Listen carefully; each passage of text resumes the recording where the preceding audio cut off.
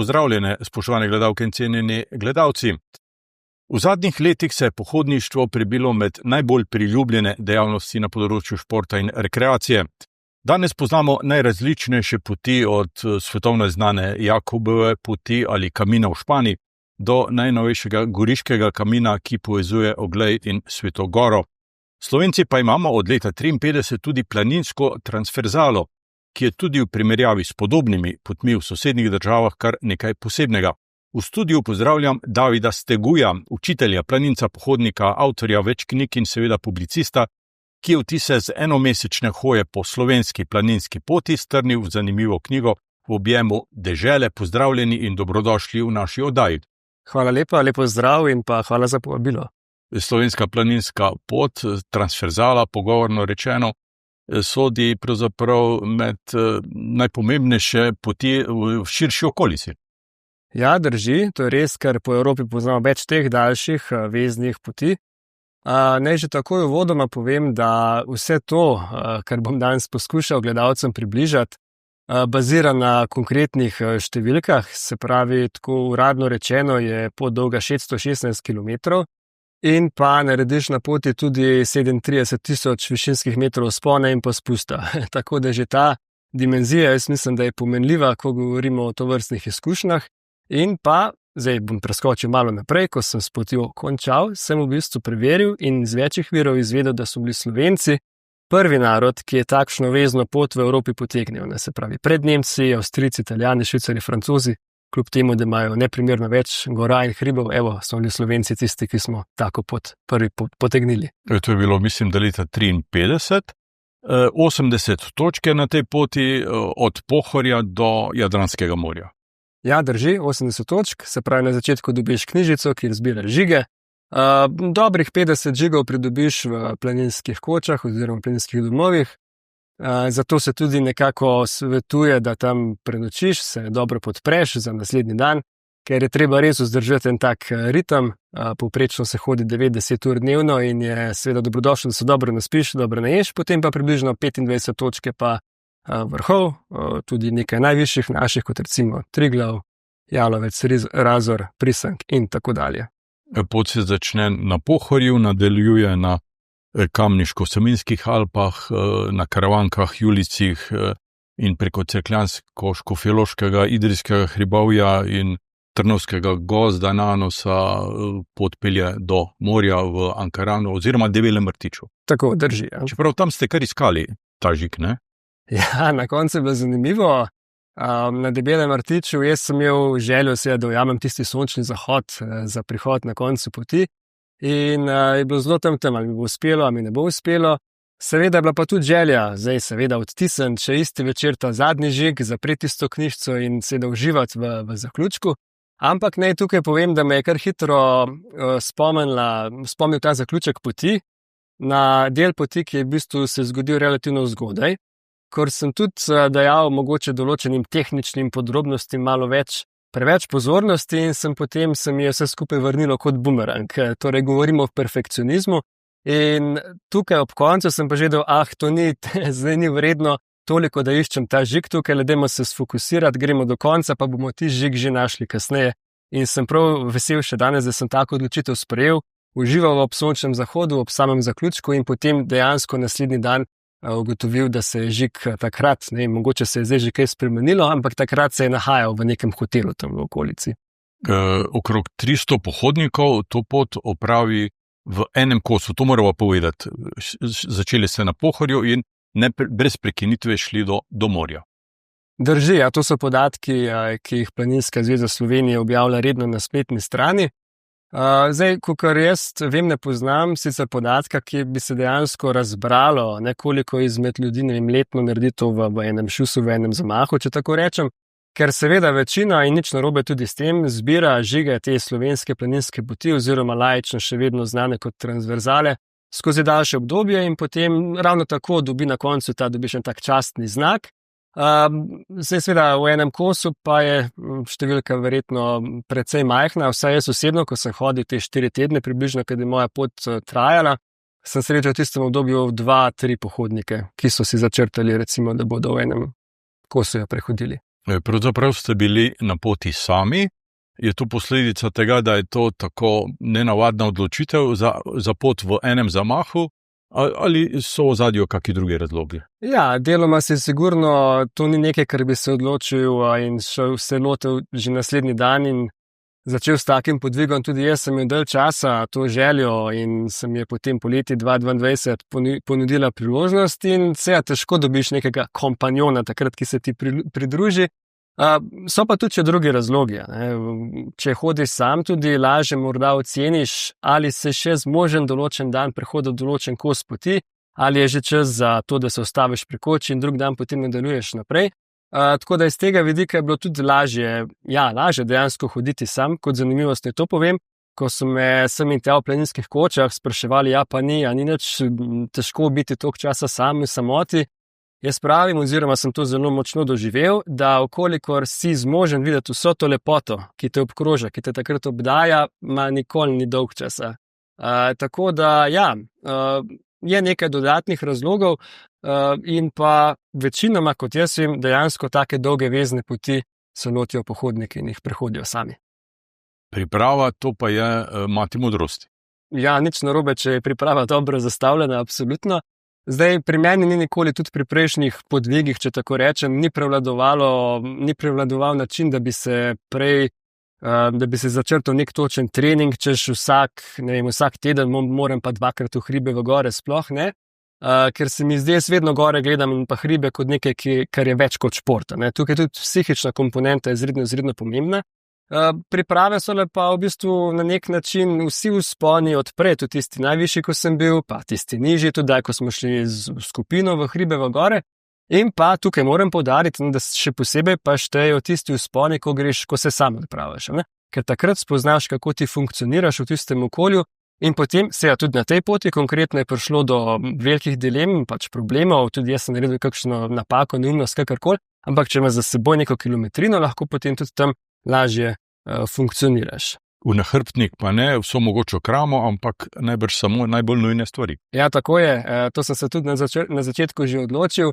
Najbolj nujno, ker pot vodi tudi po kar nekaj plezalnih, zavarovanih poteh in običajno, ko se tja odpravim, vzamem res zelo lahek nahrbtnik.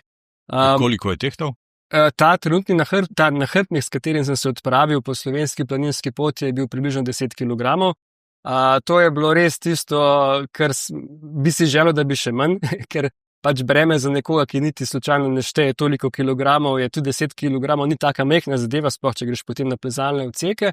Ampak to je bilo, smo zdržali, je bilo v redu in pa zastavil sem si tudi to, da s tisto opremo, s katero bom začel samo pot v Mariboru, pridem tudi potem na koncu na Debeli rtici, da vmes nekaj kaj še operem in tako, ampak dejansko pa ni šlo za nobeno drugo logistično pomoč na poti, ampak tudi to se mi je zelo pomembno, da se znajdeš, da borbaš v nekaterih situacijah. Sem in te malo čudno gledajo, tam na Primorskem tista plezalna čelada bingla, ne vejo, iz kje si to, zakaj imaš to sabo, ampak v redu, vzameš to v zakup in greš naprej. Že v prvi nevihti pa ste spoznali, da je pametno imeti pelerino nekje pri roki. Ja, seveda, zato je, mislim, da je znano vsakemu posebej, ampak ko se tudi praviš na tako pot, je kar nekaj različnih podrobnosti, na katere moraš biti seveda pozoren. In kaj se je tam zgodilo? Ja, bila je nevihta napovedana za tisto popoldan, ampak meni je šlo tisti dan super. Spominjam se, da sem jih malo nazaj, predno je do nevihte prišlo, si privoščil tudi zelo dobro kosilo in vse je izgledalo fajn. Sem rekel, zdaj pa verjetno tudi niti za pričakovati toliko slabe napovedi, kakor je bila napovedana. Čudno, kaj dela psiha, recimo. In sem suvereno nadaljeval po poti. Na kar pa kot ste pravilno rekli, me je ujela nevihta, predno sem jaz isto pelerino skopal iz nahrbtnika, je menilo kar nekaj časa, sem bil ves premočen, ampak dobro, še dobro, da se je to zgodilo na Pohorju, če bilo to kasneje v Julicih, bi bila zadeva druga. Brez dobre fizične kondicije priprave v tem smislu najbrž ni pametno na tako dolgo pot. Sigurno. Kot sem že prej omenil, se pravi redno, zdaj kaj to pomeni redno, vsak lahko na nek način tudi zase presodi, v hribe, v gore. Zdaj jaz osebno še vedno se mi dopada, igram hokej, ko uspem, tako da to je tudi ena taka podlaga. Kot sem pa že prej omenil, izredno pomembno tudi psihična komponenta, da vztrajaš, ker na začetku 616 km to številko videti je bilo kar tako zastrašljivo. No? Pot je označena z značilnim znakom transverzale in številko 1. to je Knafelčeva oznaka. Ste se kje izgubili? Ja, so bili seveda deli poti, kjer ni bila markacija stalno prisotna, kar sem tudi v zakupu vzel že na začetku, ker sem rekel, pustimo zdaj zemljevid doma, sem in tja seveda, ko dospeš do Koče, imajo tam fine te table, Planinska zveza uredila in lahko pogledaš tam nadaljevanje poti. GPS sem rekel absolutno ne, ker se mi zdi pomembno, da če se na tak podvig odpraviš, da si tudi kognitivno čim bolj angažiran in če se ti naredi neka kakšna napaka, da se iz tega nekaj naučiš.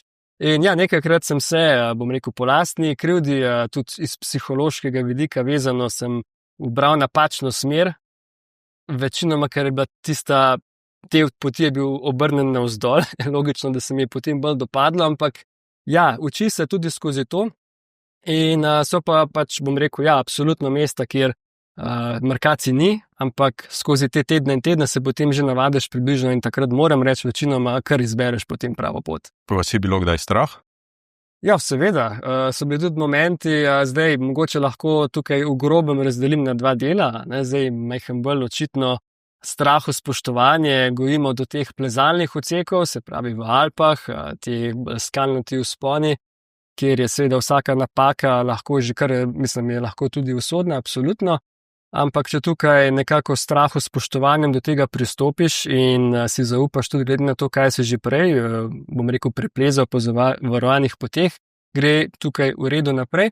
In pa kot zanimivost, no, recimo, če bi nekdo mislil, da ko ti opraviš z Alpami, da se zadeva konča, sem pa vstopil v Trnovski gozd, sem vstopil v gozdove Javornika, kjer pa je, kot pišem, več medvedov in volkov kot ljudi na nekih pač točkah. Ne? In tudi tam je treba neko posebno strahu spoštovanje pokazati, ampak spet, če se ne bojiš iti tudi v te konce, lahko odkriješ, koliko enih dragocenih naukov ti tudi taki kraji dajo.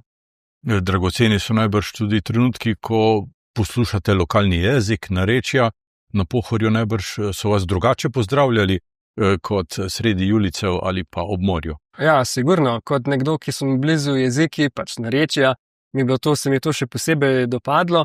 Naj povem en zanimiv pripetljaj, sicer bo to mal kvarnik, ampak naj bo za knjigo.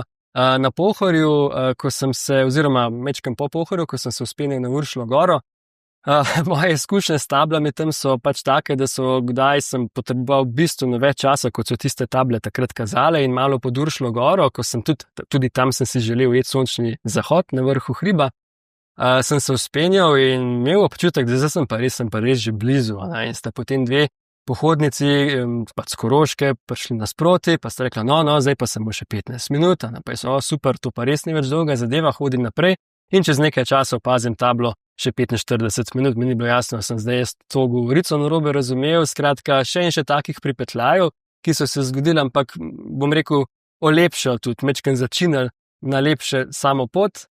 Sicer ni bilo prijetno takrat, če potem dalj časa do vrha hoditi, ker sem že sam mislil, da sem blizu, ampak to so pol pripetljaji, kako nazaj pogledaš, se jim malo nasmejiš in vse skupaj, ja, polepša. Na tako dolgi poti človek sreča tudi kar nekaj žive narave. Pišete o ovcah, lisicah, mačkah, svizcih, kavkah in v Trnovskem gozdu tudi o medvedu. Ja, to bom rekel tako, o medvedu.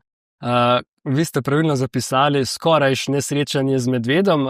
Jaz sem bil takrat na poti 3 tedne približno in v tem času že, se pravi, ti veš, kako se zasliši, ne vem, ko spodiš gamsa ali pa srno na tisti tak rahel šuma, ne?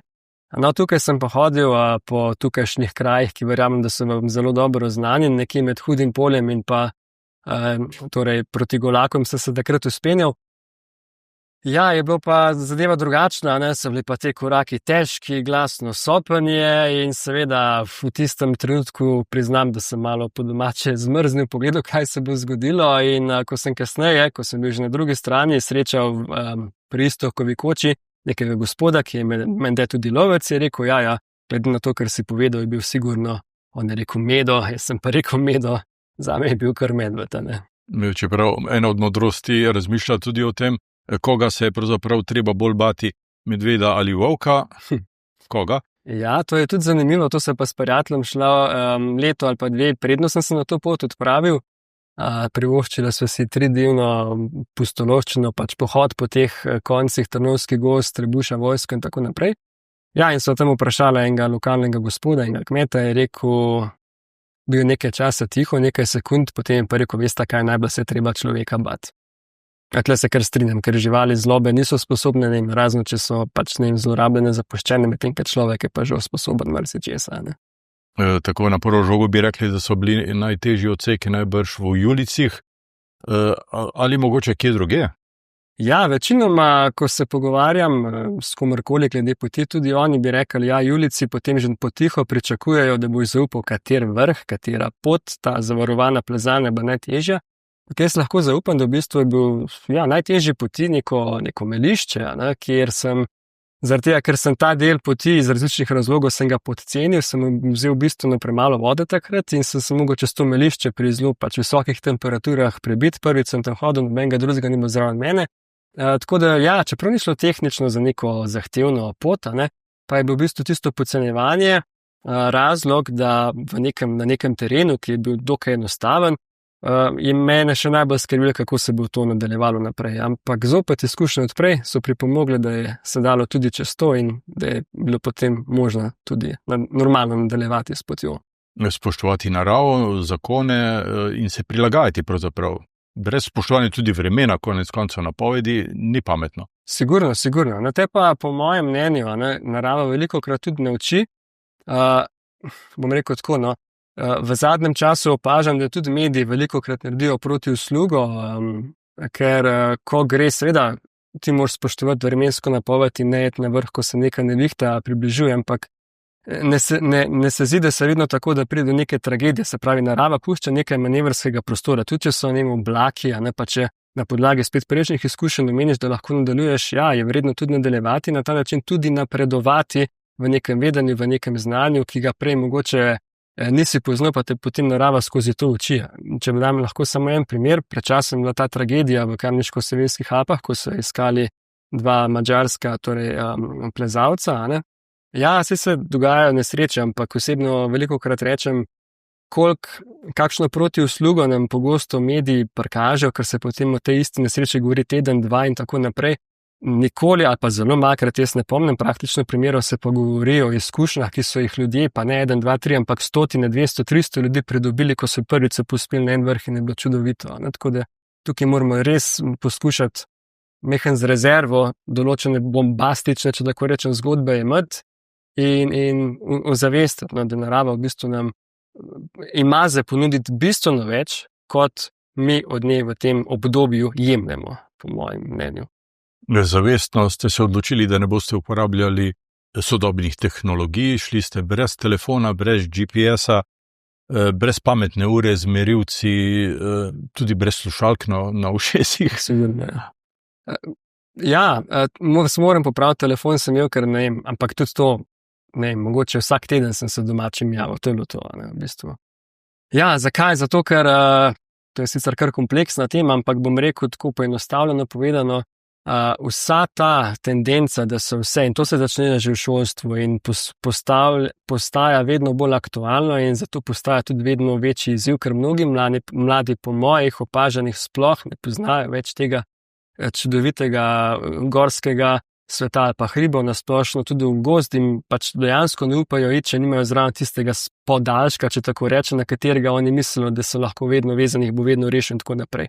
Seveda določene podatke lahko preko tega dobiš, ampak treba se je zavedati, da kakršnekoli algoritme zadaj vedno stoji človek, ki tudi blago rečeno, milo rečeno, nima vedno najboljših namenov, medtem ko narava pa igra po algoritmih v narekovaju, ki so bistveno mogočni od vsakega človeškega produkta. In jaz sem si rekel, če se že odpravim na to pot, hočem se maksimalno takrat tudi od narave, ki je pač najlepša skladateljica, če recimo uporabim to besedo, da se od takrat kar največ naučim. In da sem to lahko storil, da sem se lahko toliko naučil, da treba tiste distrakcije omakniti, ker kot rečeno, prvič so zelo omejene, drugič pa tudi za njimi ni vedno najboljših namenov. Velikokrat človeka bolj omejujejo, jaz rečem, suženjsko gledamo ali pa gledamo kakorkoli mladi dol, levo, desno, zelo malo kaj šele gora, na tega se zelo malo gleda. Medtem ko narava te pa dobesedno prisili, da gledaš okrog sebe, da gledaš navzgor, da gledaš širše preko številk in to je izredno dragoceno, ne more to noben tehnični pripomoček nadomestiti. In če gledaš z odprtimi očmi in z odprtim umom, marsikaj vidiš. Sigurno, absolutno. Tudi razširsati na nek način dojemanje za vse te, jaz kar rečem, dolinske manipulacije, za ne vem, slovensko pregorno levo, desno, leve delitve, kakršne koli že.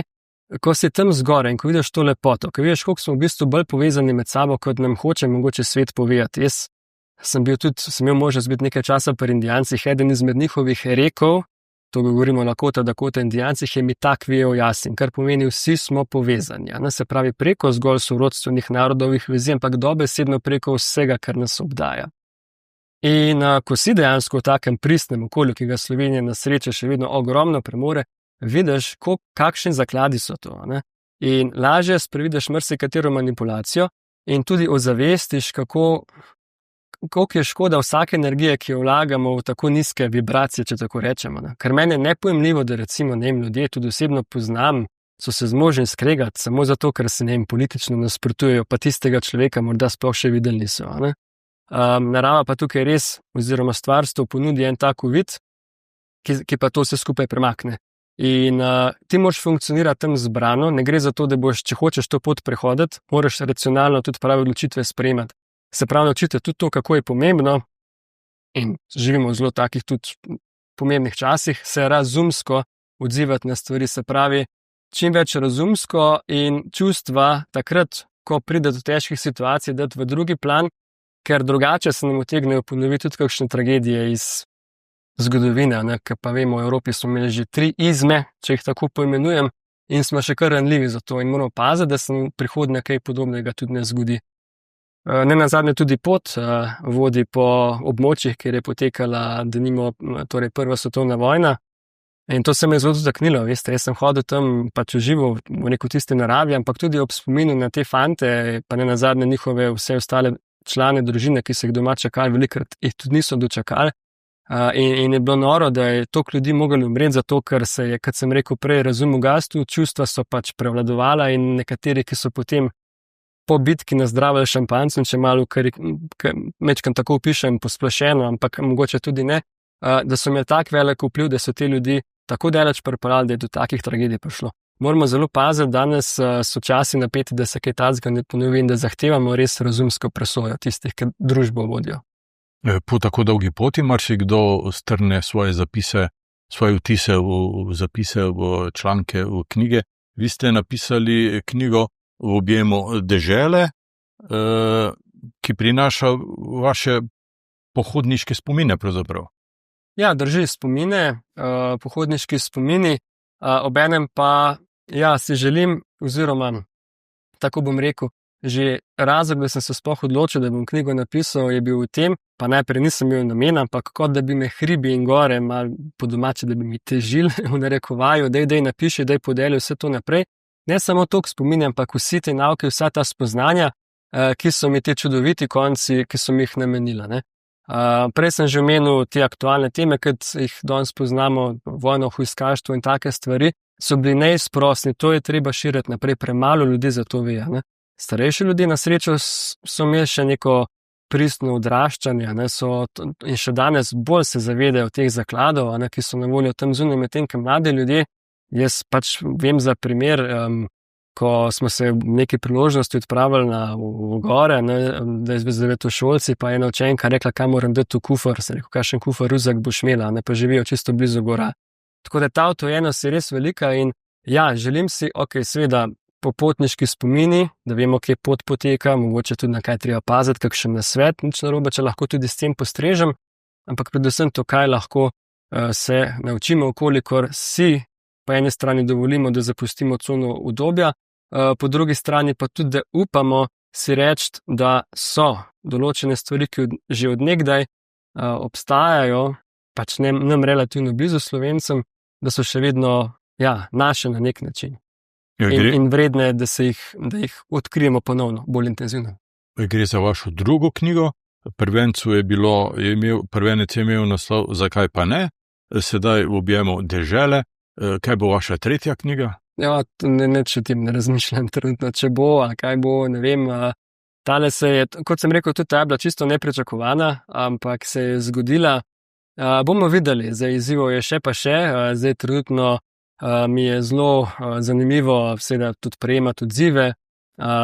Vesel sem, ko vidim, da je knjiga dejansko odprla uvid v neka področja, neka spoznanja, in to je bil v bistvu prvotni namen. Predvsem se mi pa dopade, da, to bo podobno kot zakaj pa ne, da se lahko ta svet ponudi tudi mlajši generaciji, ki, kot sem že menil, za njega sploh ne ve, oziroma pa to je neprostovoljno, veste, to se niso oni za to odločili, ne. Oni so tako vezani na to moderno tehnologijo, ki seveda ima svoje prednosti, ampak zdaj se fokusiramo v to, kar je treba upravičeno skritizirati. Tako so fokusirani tja noter, da niti ne vidijo vseh teh lepih stvari. Potem pa izredno hrepenijo. Tako da mogoče bi iz tega naslova vsem starejšim gledalcem položil na srce, da okolikor mislijo, da če niso vešči te moderne tehnologije, da ne štejejo več, ni res. Mladi vas potrebujejo bolj kot kadarkoli prej, da jim poveste, kako je izgledal svet, ko teh distrakcij ni bilo in ko ste dejansko imeli stik z vsem tem lepim, kar nas obdaja. Nam lahko preberete odlomek? Ja, seveda bomo enega prebrali, pa bomo mogoče pogledali tegale se pravi, to je bilo blizu Raduhe, torej pred začetkom Kamniško-Savinjskih Alp, tako rekoč. Spokojno torej ubiram korake, misli so podolinsko na off, zato lahko prisluhnem okolici, ji dovolim, da zapolni vrzel s svojo pripovedjo.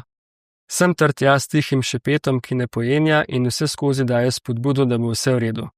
Daje občutek, da si kot posameznik del nečesa lepega, nečesa, česar s svojimi mislimi in besedami enostavno ne moreš opredeliti. Gre za presežno, in ker se mora zgoditi ta na-off, postane presežno tudi zares presežno, z veliko pisano.